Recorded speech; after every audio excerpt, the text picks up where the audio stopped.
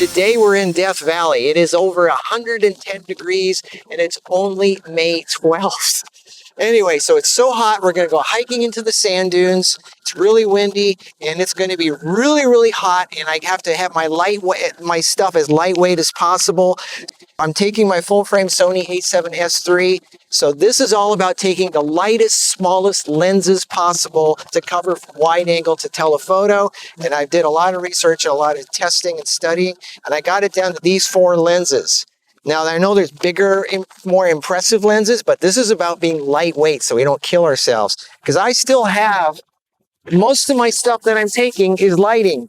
We're taking my Godox A600, the 200, batteries. So I'm carrying over 40 pounds of stuff, so I can't take big, heavy lenses. Now, I like the look of the Sigma 105, the big, heavy one. It weighs 4 pounds. No way I'm taking that. The 70-200, no way I'm taking that.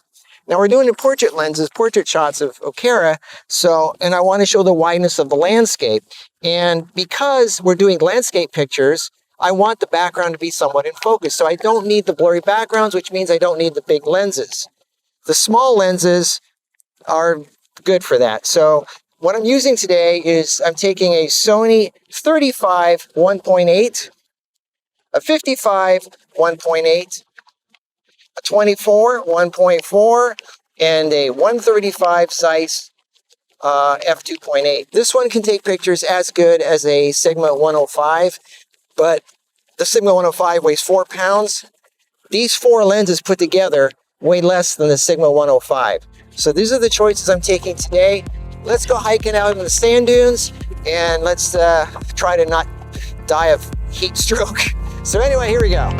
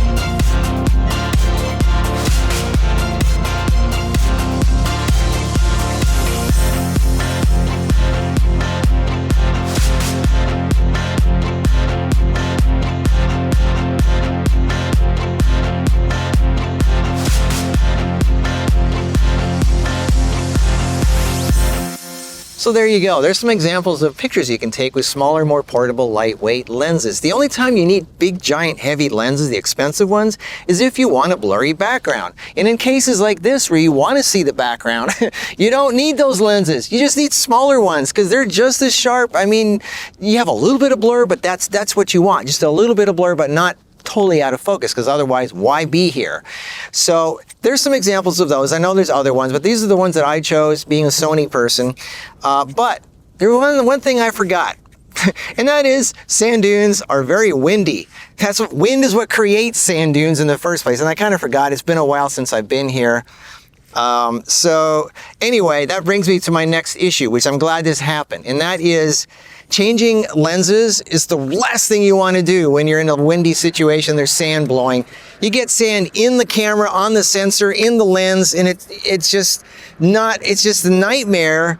It's almost impossible to deal with sand blowing and lens changing. So the only way to really make that work is if you want to take 4 lenses, to have 4 cameras with the lens permanently attached to the the camera. So anyway, I'm going to make another video next showing you if I could only take 1 lens out there that I never took off the camera, what would it be? This is the lens. It's small, it's lightweight. It's the all-purpose lens that I would take if I could only take 1 lens and I never took it off the camera for something like this.